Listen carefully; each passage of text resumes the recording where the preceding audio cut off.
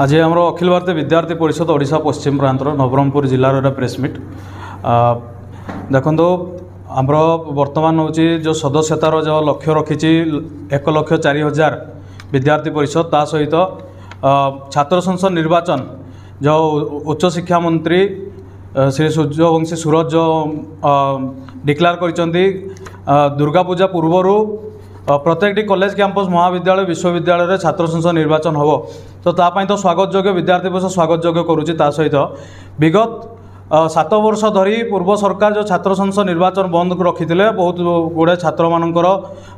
माने स्वर को दबाई देते ताकू तो कठोर निंदा और विरोध विद्यार्थी परिषद करी सहित ये हूँ छात्र संसद निर्वाचन पर विद्यार्थी परिषद हूँ टोटाल 118 महाविद्यालय 8टी विश्वविद्यालय और नगर स्तर ब्लॉक स्तर टोटाल हूँ 331टी नगर स्तर ब्लॉक स्तर में तार काम विद्यार्थी परिषद जारी रखी ता सहित आग को कॉलेज कैंपस रू आरंभ करी विश्वविद्यालय पर्यंत विद्यार्थी परिषद यही छात्र संसद निर्वाचन पर से आगू बढ़ ता सहित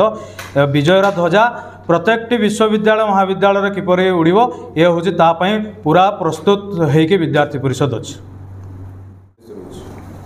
नमस्कार मु मोहन हरिजन अखिल भारतीय विद्यार्थी परिषद राज्य सह संपादक आमर यही प्रेसमिटा विद्यार्थी परिषद द्वारा अनुष्ठित होईची आमे यही प्रेसमिट माध्यम दुईटा विषय को नहीं आम यही प्रेसमिट करुचु आमे जो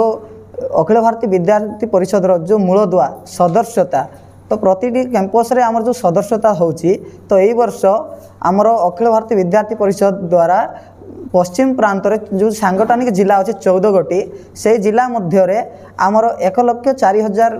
संख्यार मेंबरशिप होवार अच्छी एवं नवरंगपुर जिलार प्रत्येक कॉलेज कैंपस रे आमे ए वर्ष सदस्यता टार्गेट नहींचु 12,000 एथि सहित आमर जो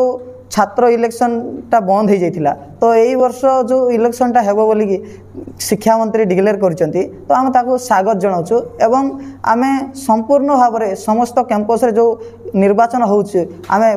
पूर्ण मात्रा रे प्रस्तुत अछु।